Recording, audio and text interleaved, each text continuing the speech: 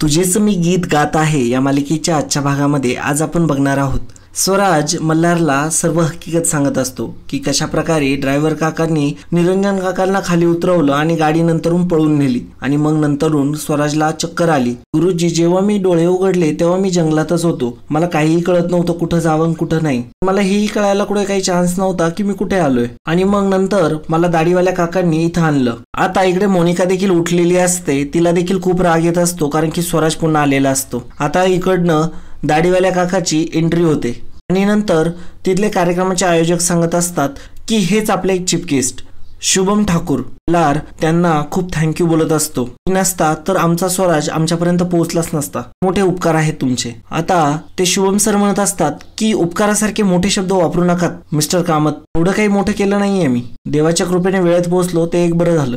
मग झालेला प्रकार शुभम सर सांगू लागतात।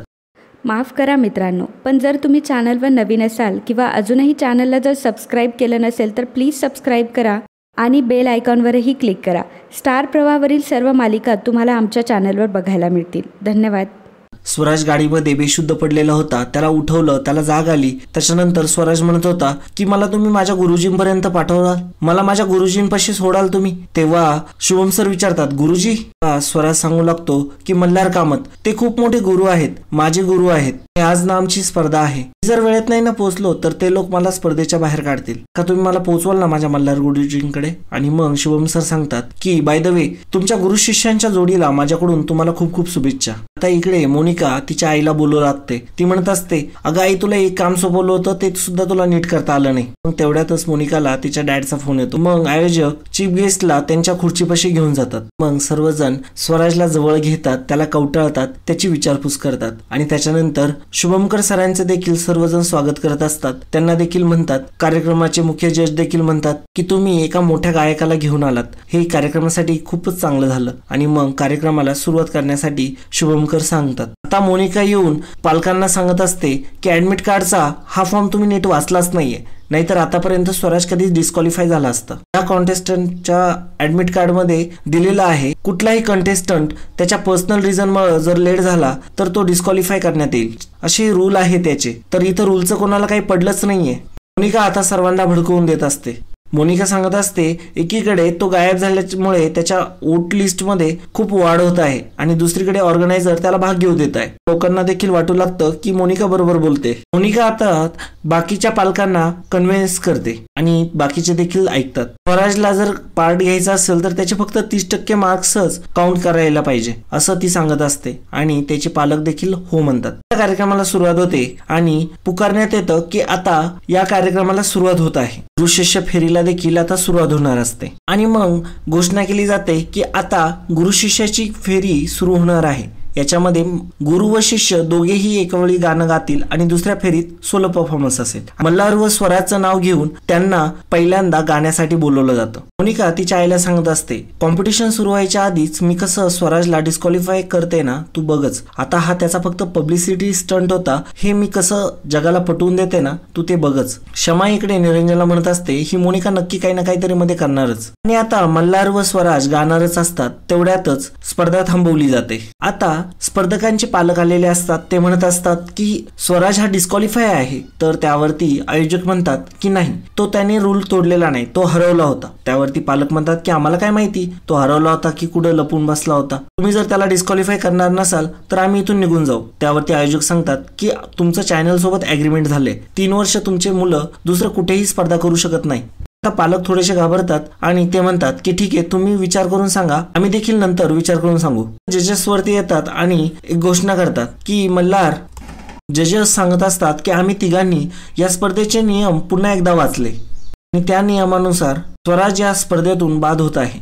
खरं तर एखादा स्पर्धक त्याच्या वैयक्तिक कारणानुसार जर तो लेट आला तर तो स्पर्धेतून बाद होत असतो, परंतु स्वराज जो आज या स्पर्धेमध्ये लेट आला ते त्याने मुद्दाम केलं हे सिद्धच होत नाही। मग आम्ही आज आमची व्हिटो पॉवर वापरून आज आम्ही तुला बेनिफिट ऑफ डाऊट देतोय। आता तुझ्यासोबत घडलेल्या घटनेमुळे तू खूपच व्हायरल झालाय आणि सहानुभूतीमुळे लोक तुला वोट देतील हे नाकारता येत नाही आणि इतरांवरती त्यावरती अन्याय होऊ शकतो। तर पुढील फेऱ्यांमध्ये इतर स्पर्धकांना 1 ते 10 या स्केलमध्ये गुण मिळतील व तुला 1 ते 6 मिळणार आहे। हे ऐकल्यानंतर मल्हारला देखील खूप मोठा धक्का बसतो आणि स्वराजला देखील। आणि हे जर तुला मान्य असेल तर तू गाऊ शकतो, नाहीतर ही स्पर्धा सोडून तू जाऊ शकतो. मावशी परत ये. मल्हार म्हणतो पण सर. तेव्हा जज म्हणतात की हा निर्णय फक्त स्वराजचा असेल. आता स्वराज म्हणत असतो की मी इतर मुलांसारखं या स्पर्धेमध्ये सहभागी झालो, इतर मुलांसारखंच या स्पर्धेत राहिलो. आता मी या स्पर्धेतून बाहेर नाही पडू शकत. कदाचित या स्पर्धेमध्ये मी जिंकू शकणार नाही, कारण की माझे गुण कमी करण्यात आले. परंतु माझ्यावरती प्रेम करणाऱ्या लाखो लोकांसाठी आणि माझ्या गुरुजींसाठी मी आज गाणार आहे. आणि सर्वजण टाळ्या वाजवू लागतात. आता लोक म्हणू लागतात की स्वराजने पब्लिसिटी स्टंट केला अशी बातमी आहे. आता कोण करणार स्वराजला वोट? ठरलाच म्हणून समजा. आणि मग स्पर्धेला सुरुवात करण्यात येते. मल्हार व स्वराज दोघेही गाऊ लागतात. दोघेही खूप मनोभावे गाणं म्हणत असतात. स्वराज स्टेजवरती असतो. मोनिका खालून इशारे करून स्वराजचा मनोबल कमी करत असते. ही गोष्ट मल्हारच्या लक्षात येते. मल्हार लगेच स्वराजला त्याच्याकडे तोंड करून उभा ठेवतो आणि गाणं म्हणायला लावतो. आता मल्हार गाणं म्हणत असल्यामुळे सर्वांचे तोंड उतरलेले असतात. पिहूला मात्र खूप राग येत असतो, कारण की स्वराज गाणं म्हणायला पुढे गेलेला असतो. सगळ्यांना भीती असते. स्वराजचे एवढे मार्क्स कमी करून देखील तो जिंकतो की काय असं मनात कुठे ना कुठेतरी शंका असते. मोनिकाला मात्र खूप राग येत असतो. तिने इतकं काही करून देखील स्वराज गाणं म्हणण्यासाठी पोहोचलेलाच असतो. शेवटी स्वराज प्रियावीनं मन लागत नाही असं गाणं म्हणत असतो. गुरु शिष्यांची अशी जुगलबंदी आपण कधीही बघितली नसेल. अशा प्रकारे दोघेही गाणे म्हणत असतात. सर्वजण हे अशा प्रकारचं गाणं बघून थकीत होत असतात आणि सर्वजण त्यांच्या गाणं ऐकण्यामध्ये सामावून गेलेले असतात. आता गाणं गाऊन होतं आणि सर्वजण एकाच आवाजात टाळ्या वाजवतात. मित्रांनो, अशा प्रकारे आजचा भाग इथे संपतो. पुढील भागामध्ये आपल्याला बघायला मिळणार आहे पिहू स्वराजला बोलत असते. पिहू स्वराजला म्हणत असते, तुझ्यासारखा अनपढ गवार व्हिलेज बॉय या कॉम्पिटिशन साठी बनलाच नाहीये. तू उगाच स्वतःचा टाइम वेस्ट करत आहे.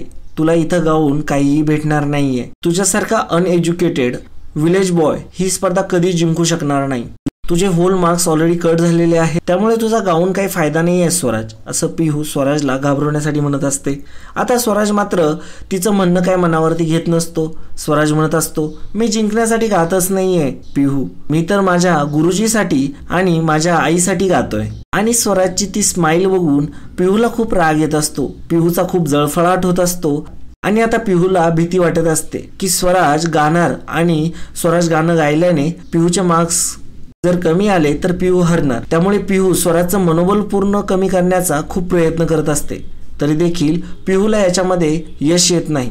स्वराज पुन्हा एकदा म्हणतो की मी गाणार, मी माझ्या जनतेसाठी गाणार, माझ्यावरती प्रेम करणाऱ्या हजारो लोकांसाठी, माझ्या गुरुजींसाठी आणि माझ्या आईसाठी मी गाणार. मी माँ सरस्वतीचा अपमान नाही करणार. मला माझ्या गुरुजींनी चांगली शिकवण दिली आहे या बाबतीत. आणि असं म्हणून स्वराज हसत असतो. तर मित्रांनो, तुम्हाला काय वाटतं की या स्पर्धेमध्ये स्वराजचे मार्क्स कमी केल्यानंतर देखील स्वराज जिंकेल का? त्याला 1 ते 6 मार्कांपैकी मार्क्स मिळणार आहे आणि इतरांना 1 ते 10. तर स्वराजवरती झालेला हा अन्याय आहे का?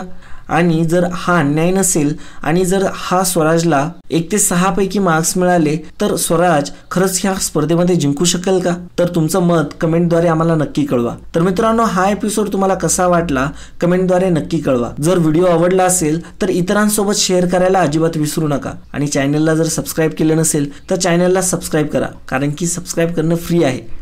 तुमचं एक सबस्क्राईबचं बटन आमच्यासाठी आमचं मनोबल वाढवण्याचं काम करतं. तर मित्रांनो, आजच्यासाठी इतकंच. पुन्हा भेटूया उद्या याच वेळी तुझेच मी गीत गात आहे या मालिकेच्या भागात. तर मित्रांनो, आजच्यासाठी इतकंच. धन्यवाद.